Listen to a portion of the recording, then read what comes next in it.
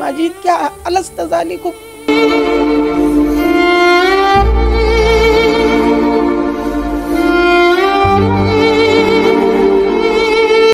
नमस्कार, पुणेकर माझामध्ये आपले स्वागत. सध्या आपण पुणे शहरातील वानवडी या ठिकाणी. आज आपल्यासोबत श्रीमती शांताबबन सकट आहेत. त्यांचं वय 65 वर्ष आहे. महाराष्ट्रामध्ये आज आपण बघतो की आर्थिक व्यवहारातून बऱ्याच फसवणुकीच्या घटनांना आपण सामोरे जात असताना आपण पाहिलेलं आहे. त्यांची वेगळ्या पद्धतीने फसवणूक करण्यात आलेली आहे. मावशी, एक सांगा, तुमचा परिचय द्या. माझं नाव शांताबबन सकट, मी वानवडीत राहते. तर आम्हाला फसवलं आहे एका मुलाने. तर त्यांनी असं आमच्या घरात येणं जाणं होतं त्याचं. माझ्या मुलाचा मित्र होता तो, आणि घरामध्ये येणं जाणं सारखं असून त्याला सगळं काय माहिती होतं. तो जो मुलगा होता, आता तुम्ही म्हणता, पण तो मुलगा तुम्ही आधी कुठं राहत होते आणि तुमची त्याची कशी ओळख? आम्ही सुरक्षानगरमध्ये राहायला होतो एकत्र. त्यांचे वडील पण SRP मध्ये होते आणि माझे मिस्टर बी SRP मध्ये होते. त्याच्यामुळं आमची ओळख होती. त्या ओळखीमुळं हे एवढं प्रकरण झालं. घरात येणं जाणं, उठणं बसणं, चहा पाणी, खाणं पिणं. मग त्याच्यानंतरून हे आम्हाला माहिती नाही FDचं.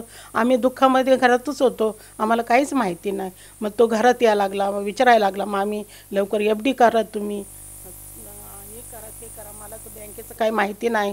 किती रुपयाची तुमची FD केलेली? आमची 3 लाख 3.5 लाख.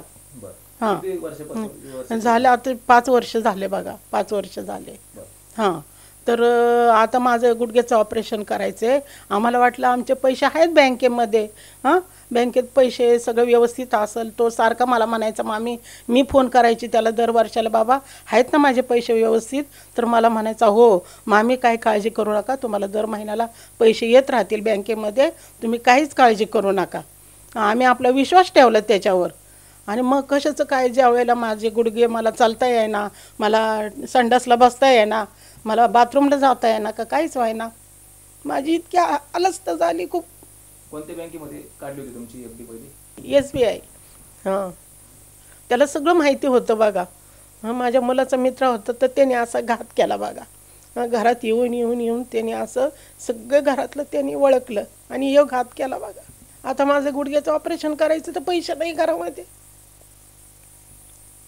माझा नवरा गेलाय, माझा मुलगा गेलाय, दोघे अटॅक येऊन गेलेत.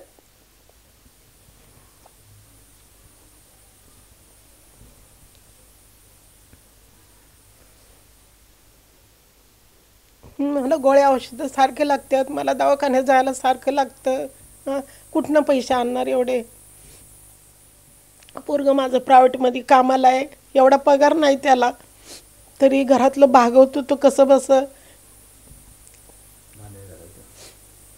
इथे जे राहता ते तुम्ही स्वतःच्या घरी का भाड्याचे? नाही, भाड्याच्या रूम मध्ये राहतो.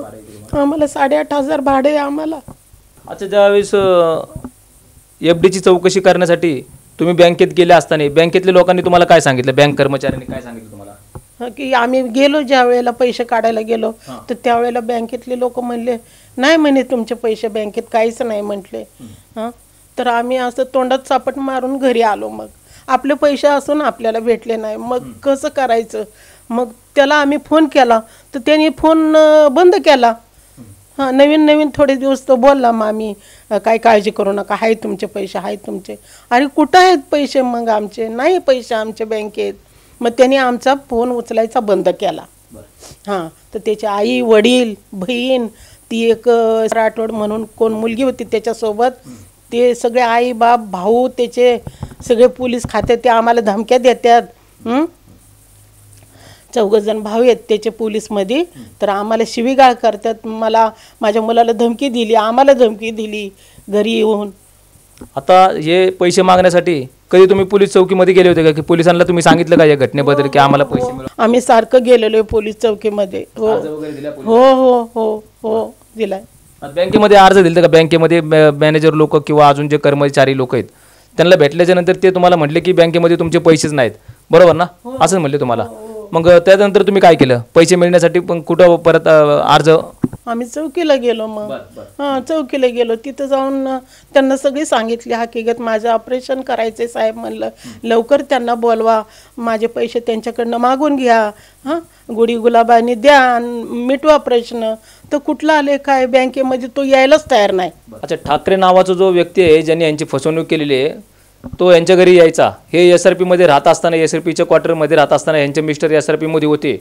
पण त्यानंतर यांच्या मिस्टरचं जेव्हा दुःखद निधन झालं, यांच्या मुलाचं पण दुःखद निधन झालं, त्यावेळेस ह्यांचा त्यांनी भावनिकपणाचा त्यांनी जो फायदा घेतलेला आहे की ह्यांच्याकडनं 3.5 लाख रुपये घेतले आणि त्यांना सांगितलं की तुमच्या नावावरती ते FD करून देतो, त्याचा तुम्हाला पुढं ज्यावेळेस तुमचं उतरतं वय होईल त्यावेळेस तुम्हाला त्याचा उपयोग होईल. अशा पद्धतीने त्यांची ज्या ठाकरे नावाची जी व्यक्तीने आहे ती त्यांची फसवणूक केलेली आहे. पण असं त्यांनी सांगितलेलं की त्या ठाकरेंचे जे भाऊ आहेत, 4 भाऊ जे आहेत ते त्यांच्याकडनं वारंवार ह्यांच्यावर दबाव टाकतात, शिवीगाळ करतात, ह्यांना दमबाजी करतात. ह्यांचा जो मुलगा आहे तो एक ड्रायव्हिंगचं काम करत आणि सध्याला हे त्यांचं राहतं घर जे आहे ते तिथं भाड्याने राहतात. म्हणजे यांची परिस्थिती हालाकीच्या असताना आज या मावशीवर वाईट परिस्थिती आलेली आहे.